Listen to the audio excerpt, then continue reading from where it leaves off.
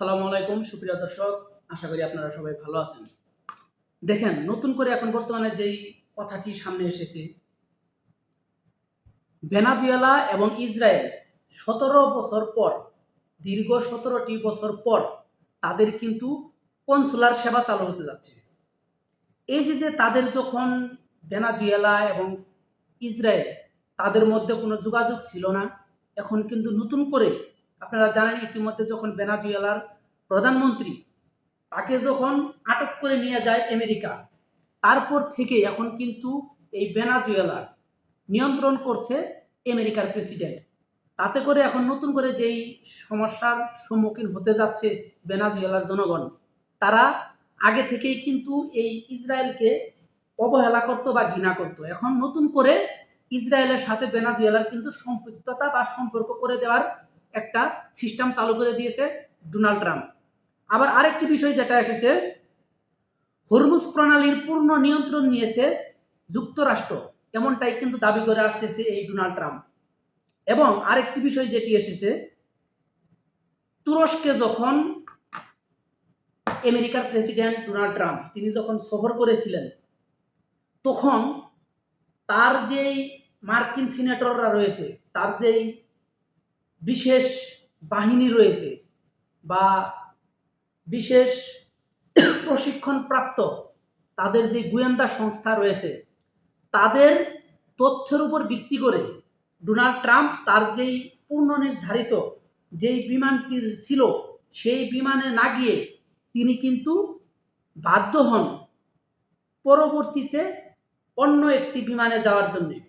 তো দেখেন, এই যে ইরানের হামলার ভয়ে আমেরিকার প্রেসিডেন্ট ডোনাল্ড ট্রাম্প তিনি যখন তার ওই বিমানটি সম্পূর্ণ সেই বিমানটিকে রেখে অন্য আরেকটি বিমানে তিনি কিন্তু তারপরে চলে যায়। এই যে একটা ভয় কাজ তার ভিতরে করছিল যে ইরান কখন জানি তাকে মেরে ফেলবে, কখন জানি তাকে হামলা করে দেবে, এই ভয়ে কিন্তু তিনি কিন্তু চলে গিয়েছে অন্য একটি বিমানে। কিন্তু আজকে যেটি সামনে এসেছে, ডোনাল্ড ট্রাম্প তিনি যেটা দাবি করে আসছিল, তার গোয়েন্দা সংস্থা, তার যে মার্কিন সিনেটররা রয়েছে, তারা তাকে গোপন সূত্রে জানিয়েছে তাকে হামলা করা হবে। এর উপর ভিত্তি করে কিন্তু ডোনাল্ড ট্রাম্প তার সেই গাড়ি বা বিমান থেকে তিনি কিন্তু পিছু হটে এবং পরবর্তীতে অন্য একটি বিমানে চলে যায়। আরেকটি বিষয় যেটি এখন সামনে এসেছে, ডোনাল্ড ট্রাম্প এখন নতুন করে দাবি করে আসতেছে যে তার পূর্ণ নিয়ন্ত্রণে রয়েছে হরমুজ প্রণালী। তো তাহলে যদি হরমুজ প্রণালীটা যদি আমেরিকার নিয়ন্ত্রণে চলে যায়, তাহলে কেন তারা বারবার ইরানকে বলতেছে তোমরা আমাদের সাথে আসো, আলোচনায় বসবো, আমরা চুক্তিতে আসি? তাহলে এই কথা কেন তারা বারবার বলতেছে? এটা একটা ভুয়া নিউজ এবং আমেরিকার প্রেসিডেন্ট এইভাবে নিউজ ছড়াইতেছে যাতে করে ইরানের জনগণ এই আমেরিকার যেই শাসক গোষ্ঠী রয়েছে, আমেরিকার যেই বাহিনীগুলো রয়েছে, তাদের মনোবল শক্ত করার জন্য এবং ইরানের যেই জনগণ রয়েছে তাদের মনে ভয়ভীতি কাজ করানোর জন্য এই ডোনাল্ড ট্রাম্প কিন্তু এই মিথ্যাচারগুলো ছড়াচ্ছে। দেখেন, হরমুজ প্রণালী ইরান ব্যতীত কোনো রাষ্ট্রের বা কোনো সামরিক বাহিনী সেখানে তাদের কাছে কুলাবে না, কারণ তাদের যে সামরিক ভান্ডারটা সেখানে রয়েছে, তারা বিভিন্ন জায়গায় মাইন পেতে রেখেছে। আপনারা জানেন হরমুজের বিভিন্ন জায়গায় মাইন পুঁতে রেখেছে, সেটিকে যদি একটা রিমোট কন্ট্রোল সিস্টেমের মাধ্যমে যদি চাপ দেওয়া হয়, সঙ্গে সঙ্গে কিন্তু সেগুলা ধ্বংস হয়ে যাবে এবং যেই তাদের যেই জাহাজগুলো রয়েছে সেগুলো ধ্বংস হবে। ইতিমধ্যে যেটি করেছে আমেরিকা, তারা বিভিন্ন জাহাজ হরমুজ প্রণালীতে মোতায়েন করেছে, কিন্তু তাই বলে কিন্তু তারা যে হরমুজ প্রণালীটা নিয়ন্ত্রণে নিয়েছে এটা কিন্তু কখনোই সম্ভব না।